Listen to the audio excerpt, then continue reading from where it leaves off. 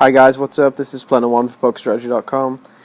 You can see it's a couple of days after Independence Day, so I have my 5 stars, 6 stars, lots of stars American hat on. Celebrating living here in Vegas for almost a month right now. It's the longest I've ever lived in a place when I've been on holiday, which is quite weird actually. Yesterday was the main event. Jesus, long day. Started off on a really good table. I was 5-handed versus 4 guys who would not be plus EV in like a $100 tournament or a $10 tournament online. Very, very good table. I then was joined by Elio Fox, who is former WSOP champion, very good, and 3 other competent young guys who all on my right, but the fishy players were on my left, so it was pretty. It was an okay table, I guess. It was an okay table. First hand of note, there wasn't really that. I chipped down pretty early. I folded a set of 7s, which is like the controversial hand everyone's talking about, but I don't want to go into it too much. But young guy opens to 450, who's good. Aggressive guy free bets to like 1300. We have 170 big blinds. I call the button, the cutoff.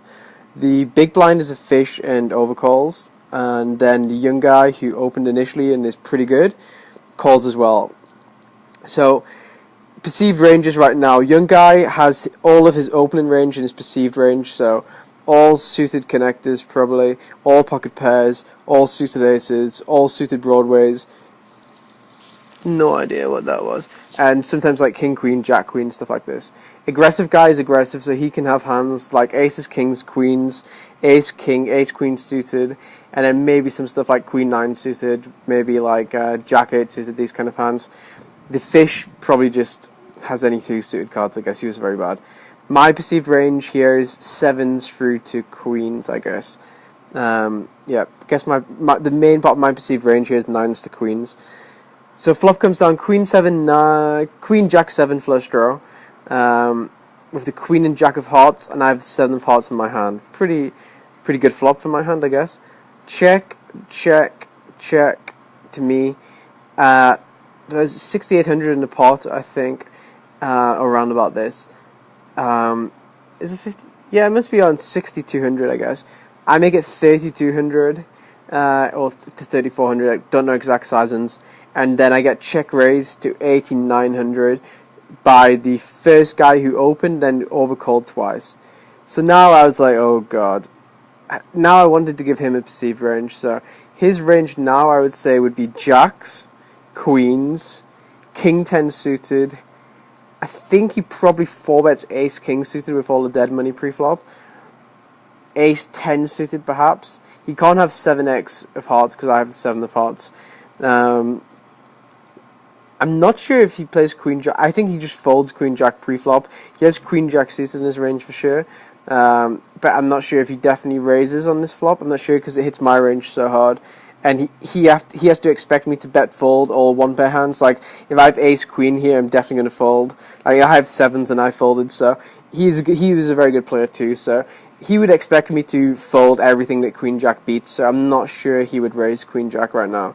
So I tanked for a few minutes and folded, which is probably one of the biggest folds I've ever made in a live tournament, so whatever. I then chip up to Elio Fox, keeps 4-bet folding versus me.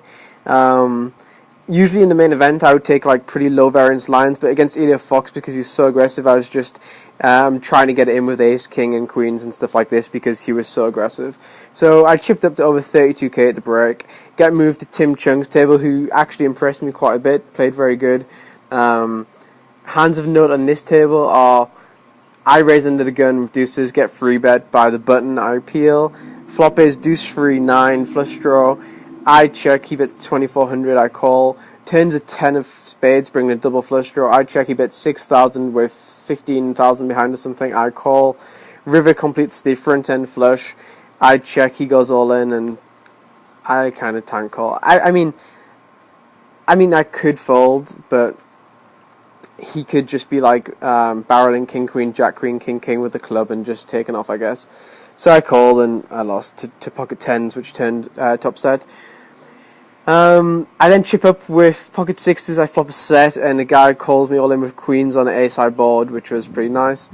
Not really any of the big pots after then. I had a really good table. Like, Tim Chung was probably the only good player on the table. He played very well. Everybody else was just trying to give their chips away, but I just couldn't get there. I kept having the second best hand.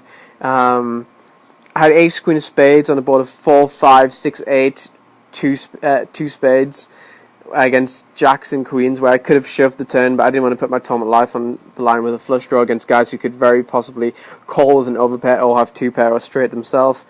Can't remember. I know I had another big hand, but I can't remember exactly what it was. I lost 10s v jacks for like 15k each.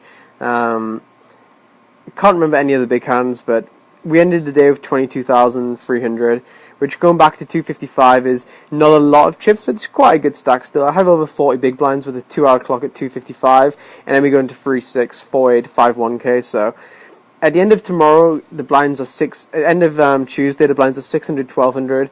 And if I can still have 22k at the end of that day, then it's not the end of the world, I guess. I would like to get up to over 50k. Field was very, very good. Very happy. I think selling at 1.2 is a little bit too low here. I think there was like 5 players on each table who were like dead money in the main event. It was such a good structure. I felt very confident. I played lots of pots. Made a lot of very big folds. Didn't really make any big calls because I didn't really have a chance to, but I felt like I played very good. And this 300 big blind deep poker and 200 big blind deep poker, it just suits cash game players a lot more than MTT players.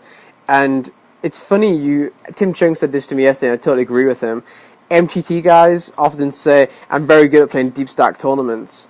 And then he said, well, why don't you win at cash games then? Because it's very cash game fundamentally with the background. So MTT players who can't win at cash games, who think they're very good at tournaments, generally at deep stack tournaments, generally won't be the case, as you really need to play pretty good deep stacked and understand everything. So yeah, I was pretty happy how I played. Again, I was impressed with Tim Chung. He played pretty good. Didn't play with anyone else apart from Elio Fox. Elio Fox was very good. Table draw is pretty important. I haven't looked at it yet. God bless America, and I hopefully will do another one of these podcasts before or at the end of day 2 going into day 3. I have a flight home on day 3, so hopefully I have to cancel that as well. Thanks.